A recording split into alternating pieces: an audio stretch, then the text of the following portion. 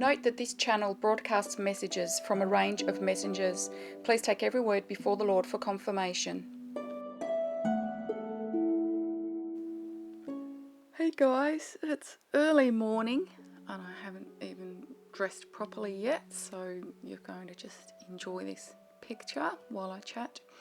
I felt led to speak on sex and masturbating because I do have people write to me and they have issues going on in their lives. They might have a husband they've broken up with, but they're still having sex and things like that. So I just wanted to explain as quickly and briefly as I could why they're a problem. Now, I grew up with atheist parents and the family was very much influenced by the humanism movement, which teaches us that there is no God and that, to revere science and that sort of thing. And so as a young adult, for me, Holy Spirit's chipping in, what I held aloft as an ideal was that any sexual act of gratification releases endorphins, which are feel-good chemicals, and that is good for you. End of story. Once I was married to my first husband, I learned about the science of how, unfortunately, those endorphins, they're designed to bond us. And so if we are fornicating, if we're having sex, casual sex or basically sex outside of a stable God-ordained marriage, it can cause us chemically to feel a really strong bond and a commitment to that relationship, even if there is no relationship.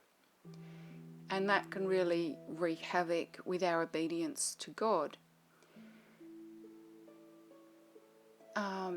So if I speak quickly on masturbating, can fall any sort of sex and masturbating. This next topic applies to both of these.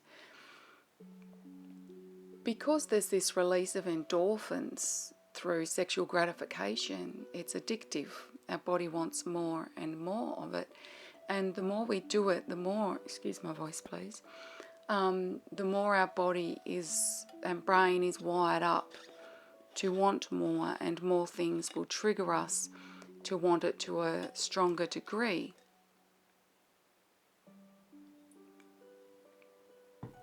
And it can become a distraction, and it can become a distraction from relating to God, and it can become a distraction from obedience to God. And it can make it difficult to be obedient. So say you might be masturbating but you're not fornicating. It can lead to fornication because of the increase in the desire. So for any of you who want to turn your back on fornication, masturbating, any sexual behaviours that are not within God's will, the first thing I would do is pray to God for help with that, and I can testify that that's been extremely helpful in my life.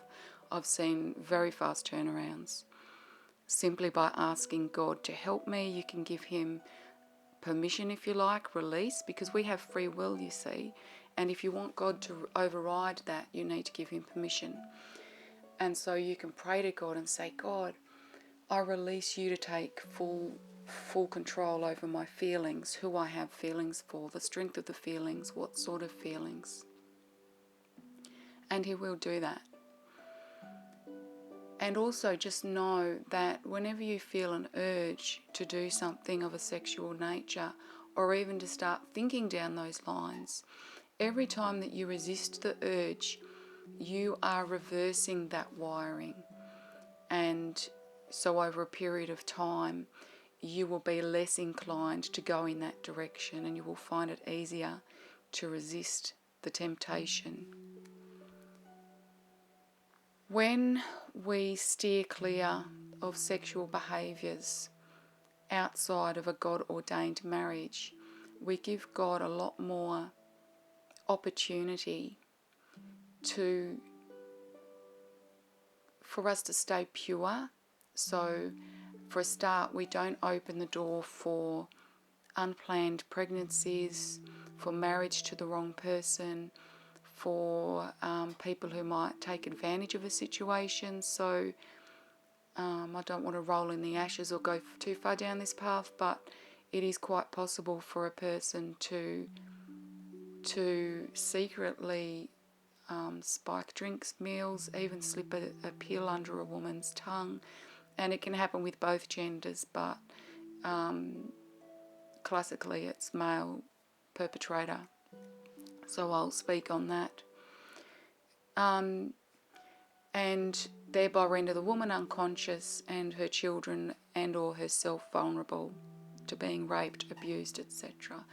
And the drugs that are used can mess with the woman's memory, so that even if she sees some signs, she quickly forgets. And so if you go into the media, I don't suggest you look, but if you doubt what I say, there are stories in the media of women who have been drugged repeatedly for a matter of years and not realised what was going on, despite there being some rather unusual signs.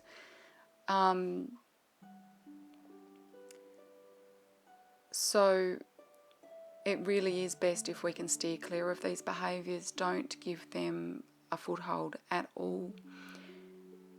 Set healthy boundaries. If you are spending time with someone who makes it very hard for you to set healthy boundaries, then take a break from that person, regardless of your relationship with them. You know, even if you are married and separated, if once you're separated, they have no sexual right over you and your body and your mind. And this will release you and free you up to go through the processes God needs to take you through, to release you from bondage, and to help you step into your divine alignment. And once you're in divine alignment, the blessings will start to flow through you to others, which is a good thing. I really pray that this video blesses you. Have a beautiful day. God bless.